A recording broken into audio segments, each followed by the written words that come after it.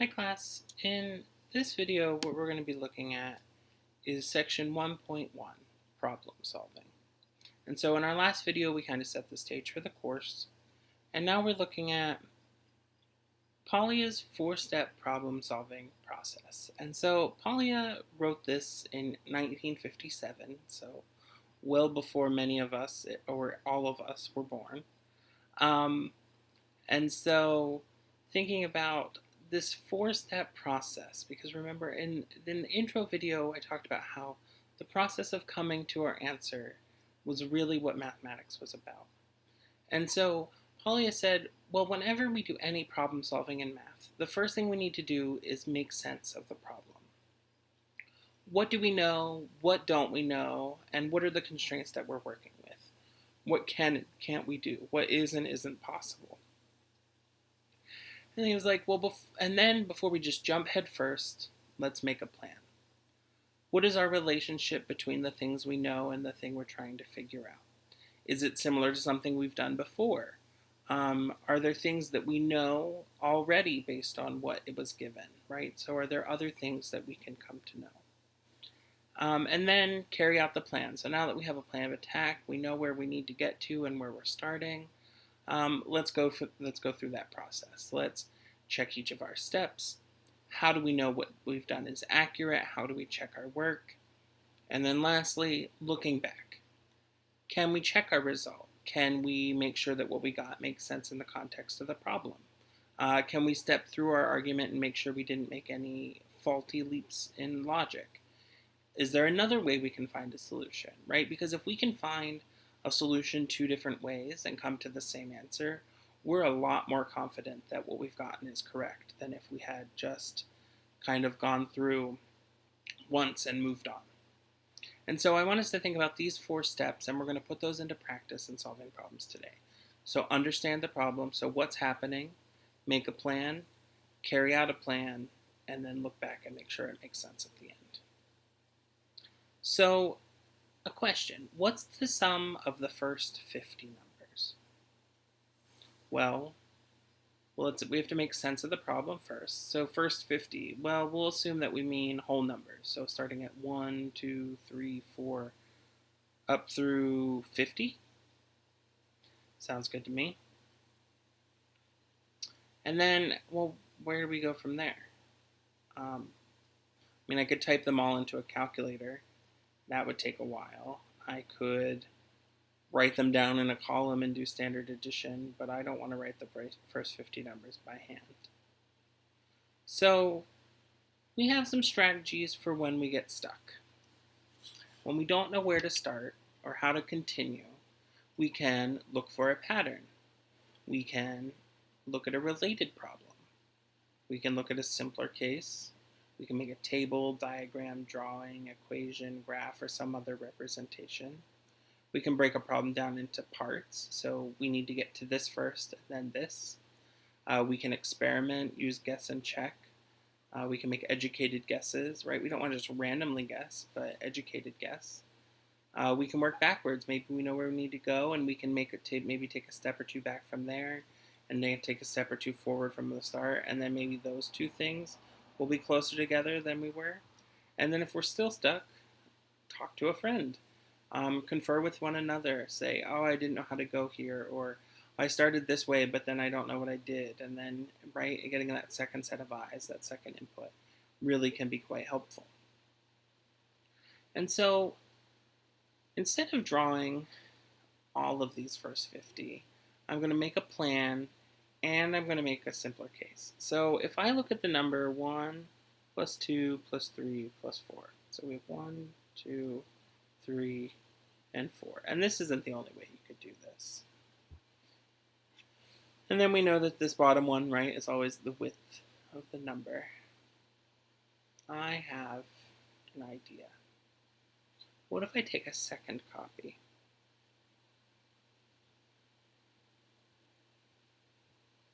I'm going to put in all these crossmark lines so we can see them.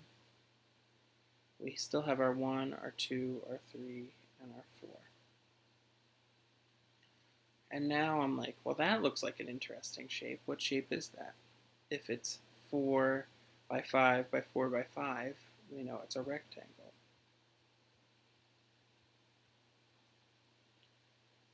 And the one dimension is 4, and the other dimension is 5.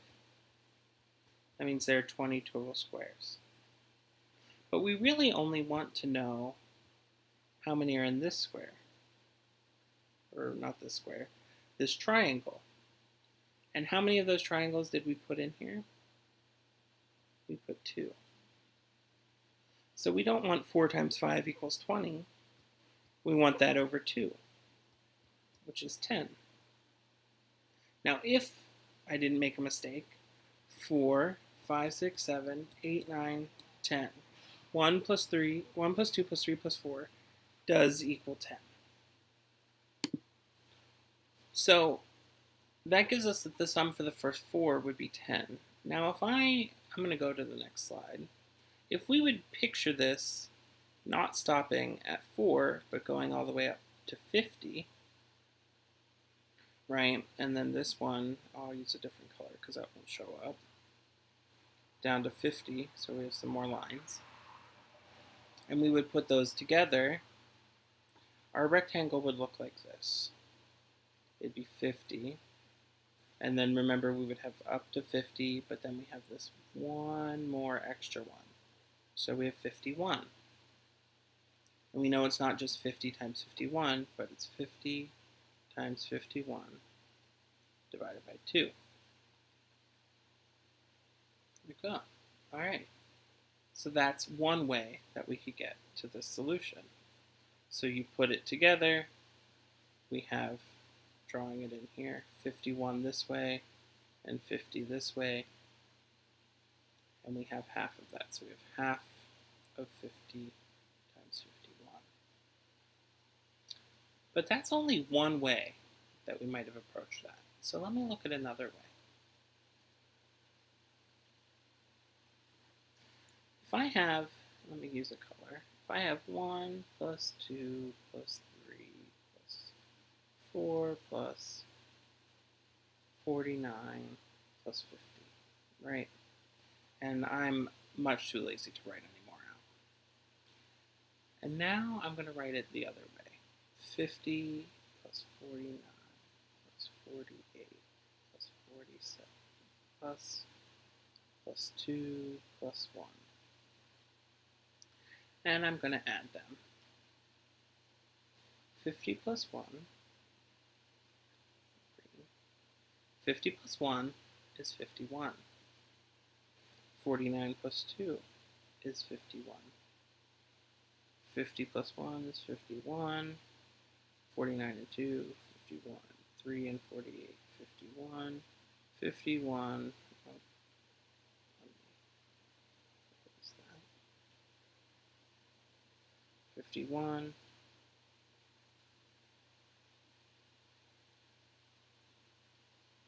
Plus 51.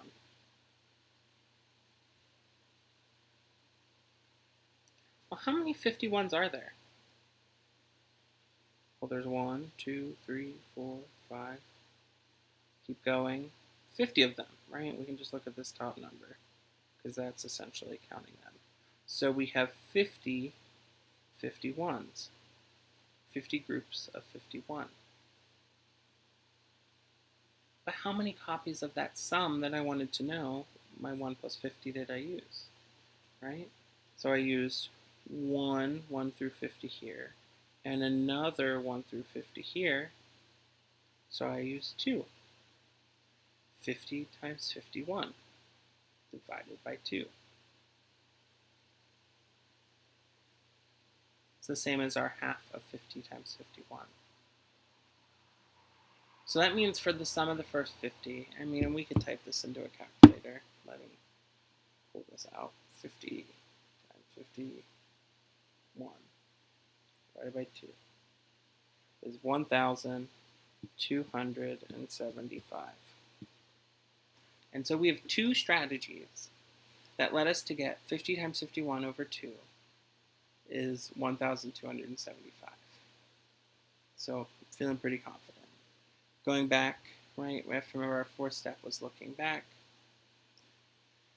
So we didn't make any mistakes in how we made our triangles, how we put them into rectangles, and that totally will work. It will always be n and n plus 1. Oh, I'm jumping ahead. And we came to it 2 different ways, so we're feeling pretty confident that we're on the right track.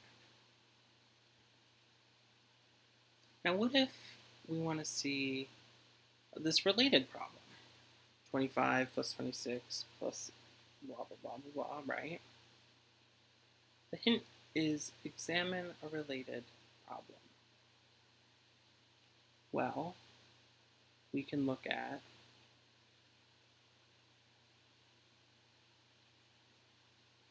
two different ways. I mean, at least 2. There are probably even more. Well, we can think about minusing 24 from everything.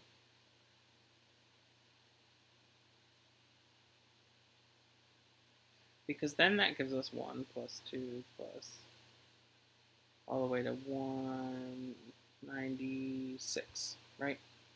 96 plus 24 is 120. So now we need the sum of the first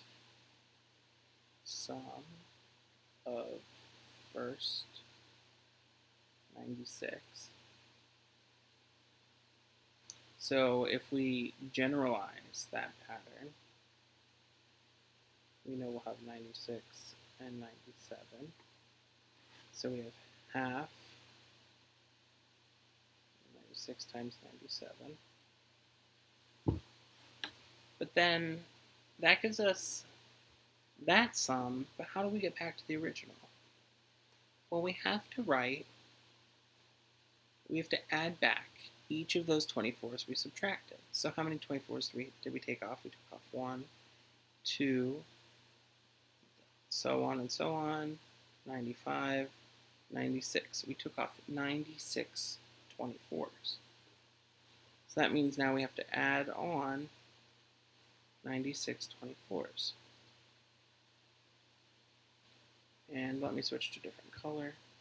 So that means we have our half of 96 times 97 plus 96 24s. And we could put that into a calculator. 96 times 97 is 9,312. Divide that by 2. 4,656. 96 times 24 is 2304.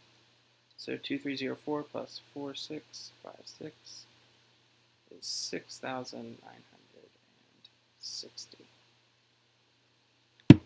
We have another strategy, right? So we could have also done our 25 plus 26 plus 120 and done our flipped sum. 120 plus 119 plus down to 1. Nope, down to 25.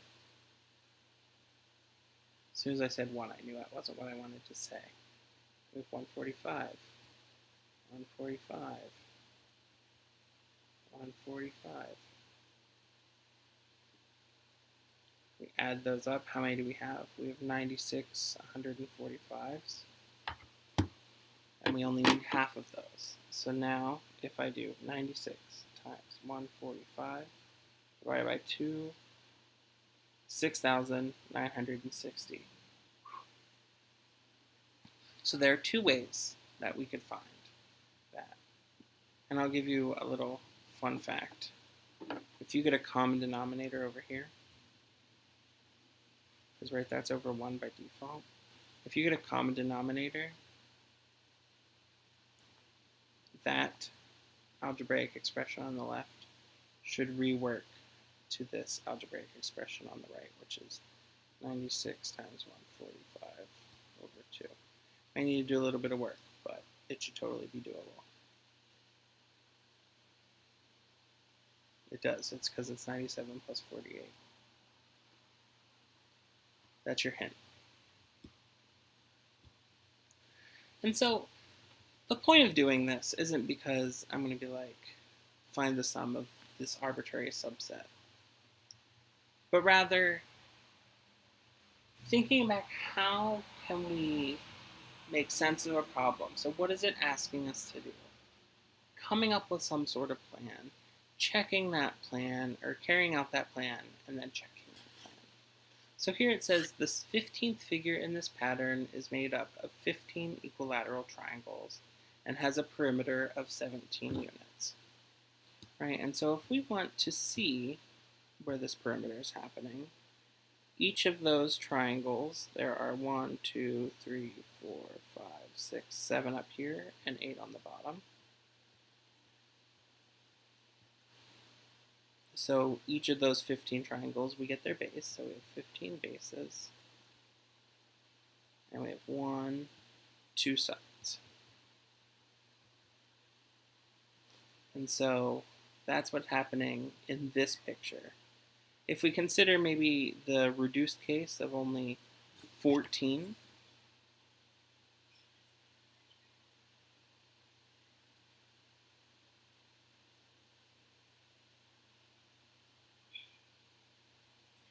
four, five, six, oh, almost. So 1, 2, 3, 4, 5, 6, 7, 8, 9, 10, 11, 12, 13, 14. So we have the 14 bases, 2 sides.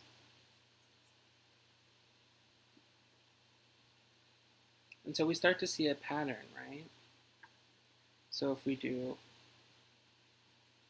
make a table. Number of triangles, perimeter.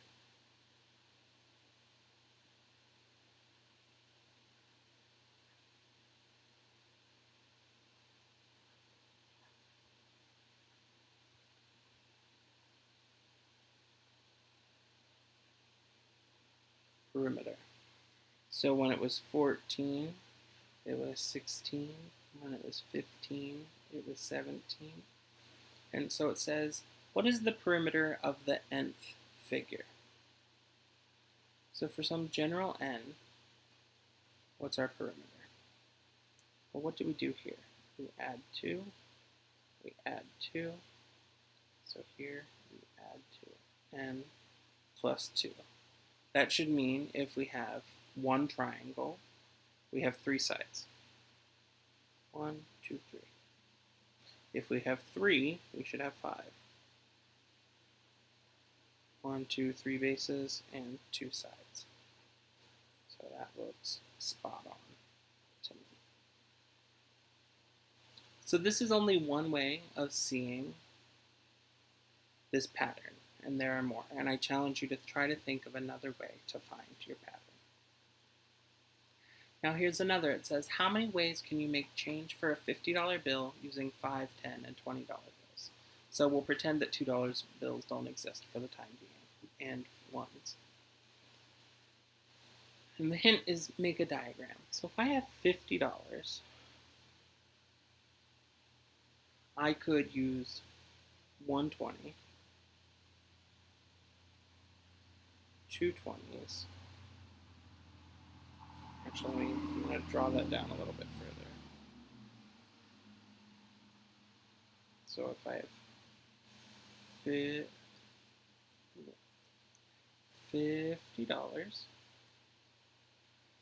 I could use 2 20s or 120. Now, let's just go along that top path. If I use 2 20s, how much do I have left? I have $10 left, right? So we'll use that. And I'll go ahead and so we have 10 left. And here I have 30 left. And so now, if I have 10 left, I can use 110 or 2 5s, right? So that means so far we have at least 2 ways to get to 50. 2 20s and a 10, or 2 20s and 2 5s. Now if I only use 120 and I have $30 left, I could do 3 10s, and then I'm done. I could use 2 10s, 1 10, or no 10s. So if I use 3 10s, like I said, there's none left. If I use 2 10s, there's 10 left, which I can either get as 1 10 or 2 5s. Now if I only use 1 10, I have 20 left, which means I could use 2 10s, use 1 10, or no 10s. And then this last one, with no 10s, I have to use all 5s, and how much do I need? 30? I use 6 5s.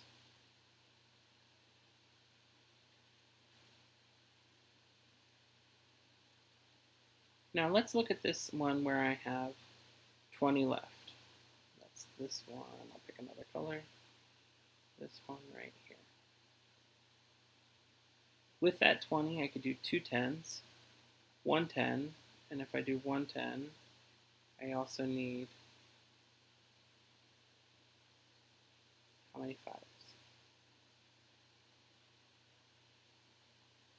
And if I do no 10s, I need 4 5s. So let's see if we can get yet another color on our board. Have we accounted for all of our possibilities? Well, I could do 2 20s and a 10, or 2 20s and 2 5s. I could do 1 20 and 3 10s. I could do 1 20, 2 10s, and 10 1s, and 1 10, or 1 10 and 2 5s. Ooh, that's a struggle and a half. If I did, let me erase. No, I'll just scribble it. If I had 10 left and I used a 10, how many 10s is that? It's 3 10s. We already counted that possibility. So we have the possibility that there are 2 10s and 2 5s. Now the interesting case here is, right, is it the 10s. So if I have 1 10, I can't use 2 10s because that's the same one we already did. If I do a 10 and then another 10 and 2 5s, well, that's this one, so that's double counted. If I do 1 10 and 4 5s, ooh, that one's a new one, so we'll go ahead and keep that one. And then if we have no 10s and 6 5s, that one's also a new one. So how many different ways are there to make change? Well, we have 1, 2, 3, 4, 5, 6. There are 6 ways. Now I'm going to challenge you to double check me. How do we know that we've accounted for all of them? Well, another thing we can do, let's write on this in a light color. This to give me a white screen, but it's just going to give me a blackboard. Okay. So we have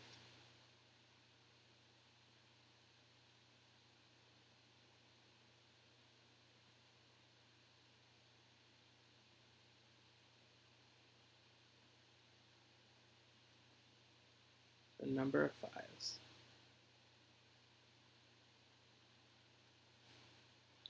It does not want to write in that corner. So if I have the number of 5s, I could have none.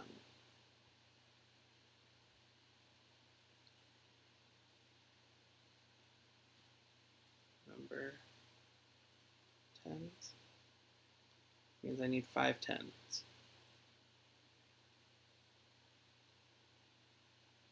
Right? And so we could make a table. And now if I have 1 5 or 2 5s or 3 5s or 4 5s, And it'll turn out some of these can't happen. I can't have only one 5 because then I have to make $45 with 20s and 10s. So that can't work. 3 would be 15 for the same reason. 4 can work. And we could have maybe 6. We could have maybe 8. And we could go all the way up to 10. And so if we start with 5s, we could look at our possibilities for, and I'm going to erase that 10 I have there, but I want this to be another way that you could make a table. So you could look at your number of 5s and then your number of 10s and so on. So the point of this isn't because I'm going to give you a bunch of problems where you have to make change. But again, right, we're looking at these different problems because our goal is to make sense of the problem. What is it asking us? Make a plan, whether that's making a diagram, whether that's relating it to another problem, any sort of number of ways, right? We had that slide, if I can quickly get back to it. We had that whole list of make a plan. And so maybe that's look for a pattern. Maybe that's start adding numbers. Maybe it's working backwards. Maybe it's talking to a friend. So you make a plan. You carry out that plan. And so in some cases it looked like stacking triangles or stair steps. In other places it meant adding these two sums together or relating it to another problem, right? There were lots of ways we could make that plan and carry it out. And then once we make that plan and carry it out, we go back and check our work. So we had our n to n plus 2, and we confirmed that when n equals 1 and n equaled 3. For this one, I'm leaving the checking up to you. I think it's 6 ways, but maybe you can find a 7th or 8th way. You'll have to let me know if you do. And that is the point of our whole problem solving video. Have a great day, everyone.